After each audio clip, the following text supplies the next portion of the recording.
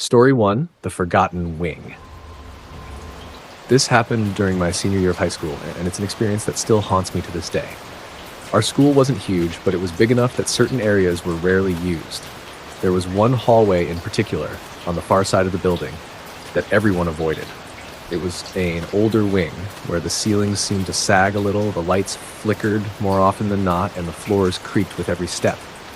But the worst part about it? There were no windows. Just dimly lit classrooms and empty, echoing hallways. People said it used to be a part of the original building, back when the school first opened in the 1950s, but it had since been abandoned due to renovations. That day, I was in my last period, history, when the lockdown alarm went off. It wasn't the usual fire alarm or the occasional drill. This was different. The intercom crackled to life, and the principal's voice came through, but it was shaky, almost like he was trying to hold something back. Teachers, this is a full lockdown. I repeat, a full lockdown. Please follow protocol immediately. Our teacher, Mrs. Doyle, quickly locked the door and drew the shades over the small window, signaling us to get under our desks. At first, we thought it was just another drill. A precautionary measure. But as the minutes ticked by, a heavy silence fell over the room. There were no distant footsteps, no announcements. Nothing. Then we heard it. From somewhere down the hallway, there was a loud bang, like a door slamming shut. A few students exchanged nervous glances, but no one said a word. Mrs. Doyle pressed her finger to her lips, motioning for us to stay quiet. We stayed there, crouched under our desks, our breathing shallow as more noises started. Footsteps. Slow, deliberate, and getting closer. I could feel my heart pounding in my chest, and each step sending a cold shiver down my spine. The footsteps stopped right outside our classroom door. We all held our breath, listening. There was a scratching sound, like nails dragging down the door, followed by a soft knock. Whoever, or whatever, was outside wanted in. Mrs. Doyle motioned for us to stay put as she silently crept over to the door, her hand shaking as she peered through the tiny window. Her face went pale. She quickly backed away from the door and pressed herself against the wall, signaling for us to stay quiet. But I could see it in her eyes. She was terrified. I had never seen a teacher look that scared before. The footsteps continued down the hallway, eventually fading into the distance, but none of us moved. The tension was unbearable. And then the lockdown announcement came again, this time with more urgency. This is a full lockdown. Do not open your doors for anyone. That's when I started to realize that something was very, very wrong. You see, we were already locked in, and if this were just a drill or a false alarm, the principal would have clarified by now. But no one was explaining anything. It was just silence, punctuated by those distant, unsettling noises. Minutes passed. Maybe hours. I lost track of time. My legs were cramping from crouching so long, and my mind was racing with worst-case scenarios. And then, just when I thought the coast was clear, there was another noise. A door creaking open. But this time, it wasn't coming from the hallway. It was inside the room. We all turned to look at the supply closet in the back of the room. The door was slowly swinging open, creaking with every inch it moved. Mrs. Doyle stared at it in disbelief. There was no reason for that door to be open. She had locked it earlier, and no one had gone near it since the lockdown started. I could feel the blood drain from my face as I stared into the darkness of the closet, waiting for something, anything to emerge. And then we heard it, a soft whisper coming from inside the closet. It was faint, almost like a child's voice, but I couldn't make out the words.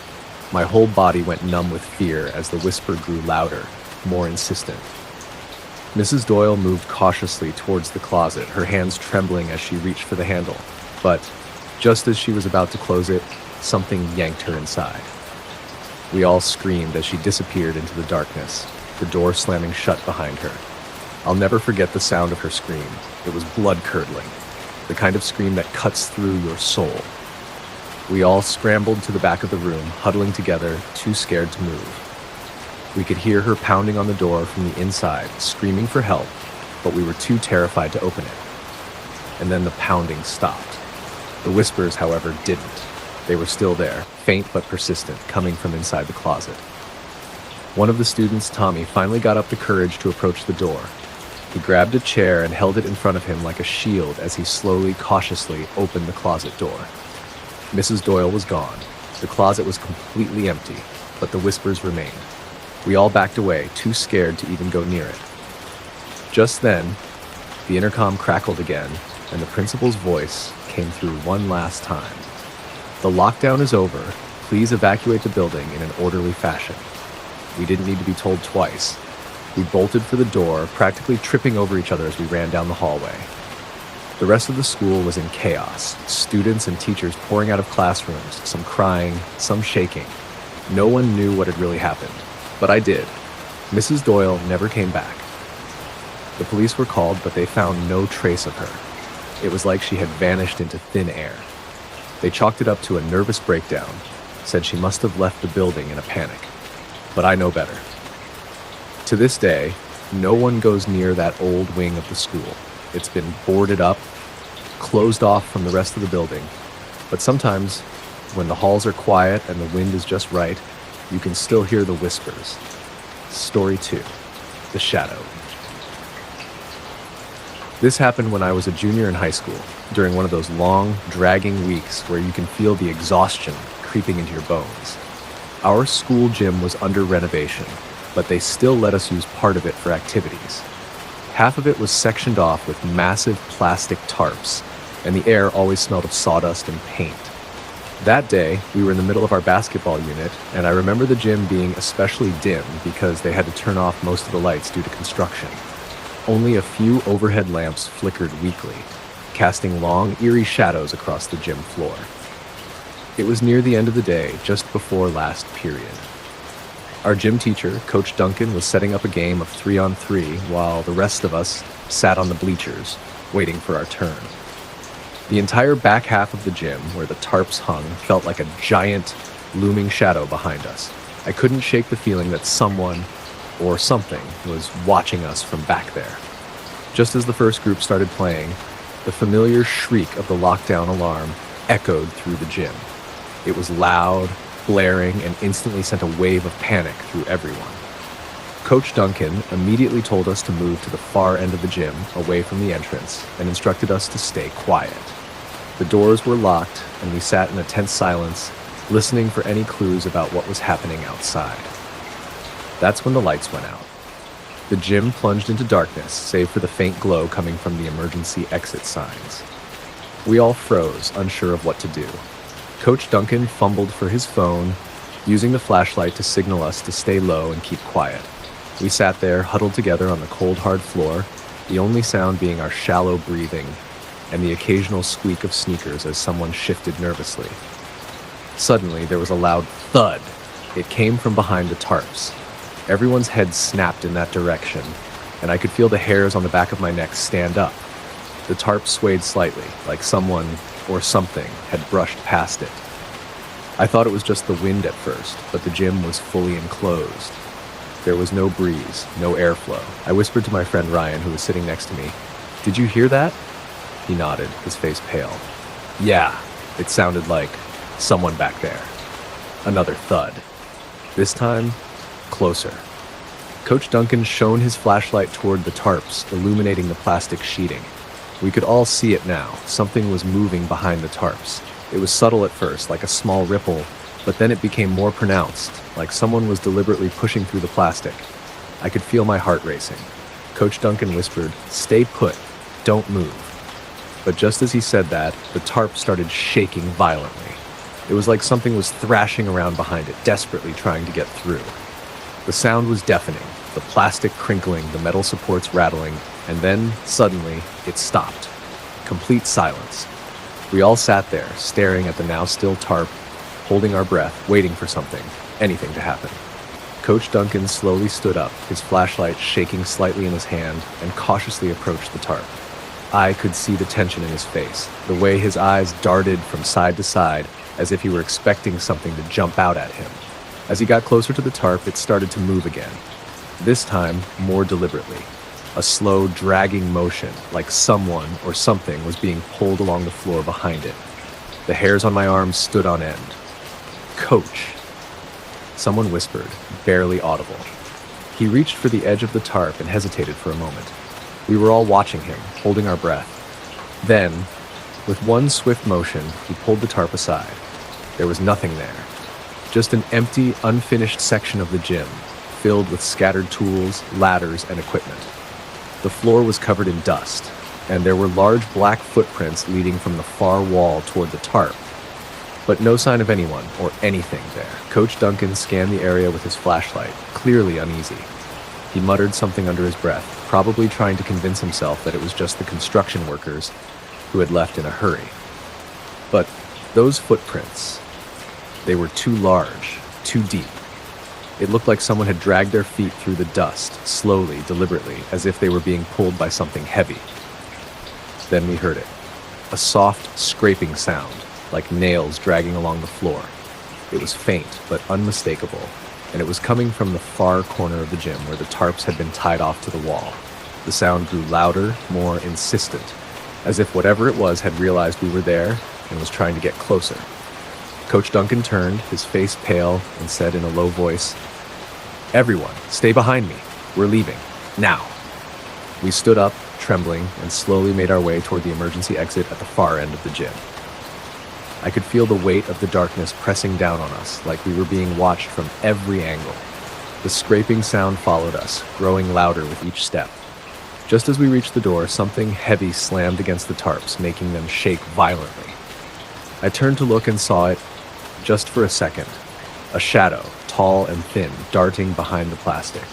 It was fast, too fast to be human. We burst through the door, spilling out into the hallway, our hearts pounding in our chests. Coach Duncan locked the gym door behind us, his hands shaking. We didn't stop running until we were halfway down the corridor, where we finally collapsed in a heap, gasping for breath. The lockdown was lifted an hour later, but no one explained what had happened. The police came and searched the gym, but they didn't find anything out of the ordinary. The construction workers claimed they hadn't been there all day, and no one could explain the footprints or the noises we had heard. But I saw it. I saw the shadow. To this day, I avoid the gym at all costs. Even though it's been fully renovated and the tarps are gone, I can't shake the feeling that something is still lurking there, waiting. And every once in a while, when I pass by the gym doors late at night, I swear I can hear that same scraping sound, faint but unmistakable, coming from within. Nash Story 3. The basement underneath. My school was old. I mean, really old. It had been built in the early 1900s and still had some of its original architecture. There were rumors about it being haunted, but none of us took them seriously. Every school has those stories, right? Something about the building's history, a tragedy from decades ago, blah, blah, blah. Most of it was exaggerated, passed down from one class to the next. But there was one part of the school that everyone, students, teachers, even the janitors, knew to avoid: the basement. No one ever used it. Not officially, anyway. It had been closed off years ago due to structural concerns or whatever excuse they gave. But everyone knew there was more to it. The basement was sealed behind a heavy metal door at the far end of the school, down a flight of stairs that looked like they hadn't been touched in years. A few students had dared each other to go down there, but no one ever lasted more than a few seconds before they ran back up, pale and shaking. I never believed in that stuff, at least not until that day. It started like any other Friday afternoon. I was in my last class of the day, chemistry, when the announcement came over the loudspeaker. Attention, staff and students, this is a full lockdown. I repeat, this is a full lockdown. Please follow lockdown procedures immediately. At first, no one moved. We had never had a real lockdown before, and the sound of the principal's voice, shaky and hurried, made it all the more terrifying. Our teacher, Mr. Hayes, locked the door, closed the blinds, and motioned for us to get under the desks. We all crouched down, the tension in the room thick as we listened for any clues about what was going on. It was quiet for a long time. Too quiet. The only sounds were the ticking of the clock and the occasional shuffle of someone adjusting their position. Then, from somewhere outside the classroom, we heard footsteps. They were slow, deliberate, and echoed down the hallway, getting closer with each passing second. I glanced at my friend Ethan, who was crouched next to me, his face pale. "You hear that?" I whispered. He nodded, his eyes wide with fear. The footsteps stopped outside our door. For a few agonizing seconds, there was silence, and then the doorknob rattled. Mr. Hayes raised a finger to his lips, motioning for us to stay still and quiet, but we were already frozen in place. The door handle jiggled again, more violently this time, as if someone or something was trying to get in. Then, just as suddenly as it had started, the rattling stopped. I let out a shaky breath, thinking it was over, but that's when the sound started again. Only this time, it wasn't coming from the door. It was coming from beneath us, from the basement. At first, it was faint, a soft, repetitive thud like something was knocking against the floor. But then it grew louder, more insistent, until it sounded like something was pounding on the floor from below. I looked at Mr. Hayes, whose face had gone pale. He seemed as confused as we were, but he didn't say anything. None of us did. Then, without warning, the lights flickered and went out, plunging the classroom into darkness. There was a collective gasp as we all instinctively huddled closer together, trying to make sense of what was happening. Mr. Hayes pulled out his phone and turned on the flashlight, but it barely made a dent in the inky blackness that surrounded us. And that's when we heard it. A voice. It was faint, almost like a whisper, coming from directly beneath the floor. At first, I thought I was imagining it, but then I saw the look on Ethan's face and I knew he could hear it too. It was a woman's voice, soft and pleading, saying the same thing over and over again. Help me. Help me. My blood ran cold. I wanted to move to run, but my legs wouldn't cooperate. I was paralyzed with fear. The voice continued, growing louder, more desperate, as if whoever or whatever was down there was getting closer. Help me, please. Mr. Hayes moved toward the door, his flashlight shaking in his hand, but before he could get there, the pounding started again. This time, it was so loud that the entire floor vibrated beneath us. I could feel it in my chest, like someone or something was directly beneath the floorboards trying to break through. Then, all at once, the pounding stopped. The silence that followed was suffocating. We all sat there, too scared to move, listening for any sign of what would happen next.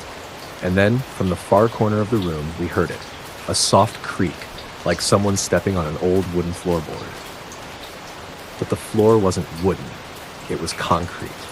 My heart pounded in my chest as I turned to look, my eyes straining to see through the darkness. And that's when I saw it. Something was moving in the corner of the room. At first, it was just a shadow, barely visible in the faint glow of Mr. Hayes' flashlight, but then it stepped into the light. It was a woman, or at least it looked like one. She was tall, unnaturally thin, with long, stringy hair that hung down over her face. Her clothes were tattered and dirty, and her skin was an unnatural shade of gray, like she hadn't seen sunlight in years. But the worst part was her eyes, wide, hollow, and completely black. She stood there, swaying slightly, her head tilted to one side as if she were studying us. No one moved, no one breathed. We were frozen, staring at this thing that had somehow crawled up from the basement beneath us. Then, in a voice that sounded like nails scraping against glass, she whispered, "Help me." And she lunged. Chaos erupted. We scrambled to get away, chairs and desks clattering as we ran for the door. Mr. Hayes fumbled with the lock, his hands shaking so badly that he could barely grip the handle. The woman, or whatever she was, screeched, a high-pitched, inhuman sound that sent chills down my spine. Finally, Mr. Hayes got the door open and we bolted into the hallway. I could hear her behind us, like her bare feet slapping against the floor as she chased us. We didn't stop running until we reached the main entrance of the school, where we collapsed in a heap, gasping for breath. The lockdown ended shortly after that, but the woman from the basement was never found. The police searched the school, but didn't find any evidence of a break-in, and no one could explain the noises we had heard or the figure we had seen. The school administration chalked it up to hysteria, said we had imagined the whole thing because of the stress of the lockdown. But I know what I saw. We all do. And to this day, I can't shake the image of those hollow black eyes staring at me from the corner of the room. The basement was sealed off for good after that. No one is allowed down there anymore, not even the janitors. But sometimes, late at night, when the hallways are quiet and the lights are off, I swear I can still hear her voice, faint and distant, echoing up from beneath the floor. Help me.